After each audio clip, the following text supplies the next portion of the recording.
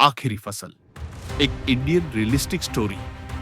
उत्तर प्रदेश के एक छोटे से गांव खजूरीपुर में रहता था रामदयाल, 45 साल का एक साधारण किसान। उसके चेहरे पर धूप की झुर्रियां थी, हाथों में मेहनत की दरारें और दिल में उम्मीद की थोड़ी सी रोशनी जो हर बार बारिश की पहली बूंद में जग जाती थी। लेकिन इस साल हालात अलग थे। बारिश देर से आई थी, खेत सूखे पड़े थे, घर में अनाज कम था और सबसे बड़ा बोझ ही बेटे मोहन की पढ़ाई की फीस जो अगले हफ्ते जमा करनी थी। मोहन 12वीं में था।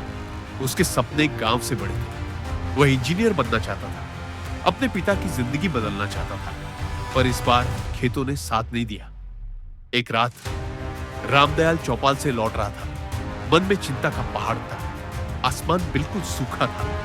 बिजली के खंभे की टिमटिमाती रोशनी में उसने देखा मोहन लालटेन में बैठा पढ़ रहा था। रामदयाल ने पूछा, बेटा इतनी रात तक पढ़ाई, कल सुबह खेत भी जाना है?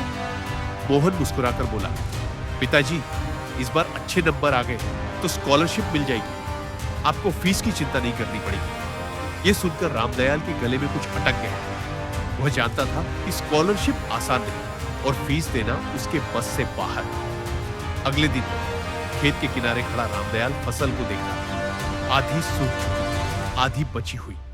उसी समय गांव का दलाल ठेकेदार आया और बोला, रामदयाल अगर चाहो तो ये फसल अभी की अभी ले लेता हूं। दाम कम मिलेंगे पर पैसे आज ही मिल जाएंगे। वो जानता था कि दाम बहुत कम है, पर फीस भरने का और कोई रास्ता नहीं था। उसने आसमान की तरफ देखा। शायद बारिश हो जाए, लेकिन आसमान ही उसके संघर्ष का मजाक उड़ा रहा। बिल्कुल साफ, बिल्कुल खाली।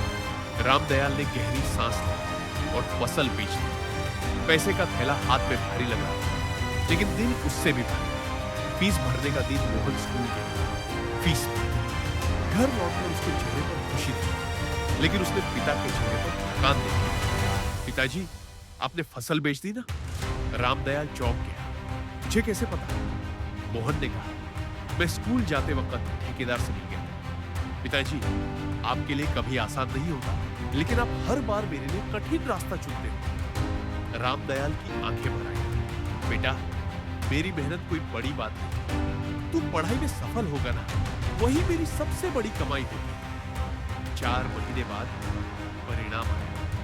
मोहन पूरे जिले में टॉपर। उसे इंटर के बाद की पढ़ाई के लिए पूरी स्कॉलरशिप मिल गई। पूरे गांव में मिठाई बंटी। उस दिन रामदयाल ने आसमान की तरफ देखा।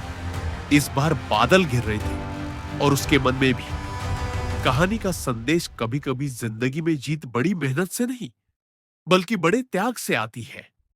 एक किसान का त्याग, एक बेटे का सपना और दोनों के बीच प्यार का पुल, यही असली रियल इंडियन स्टोरी है।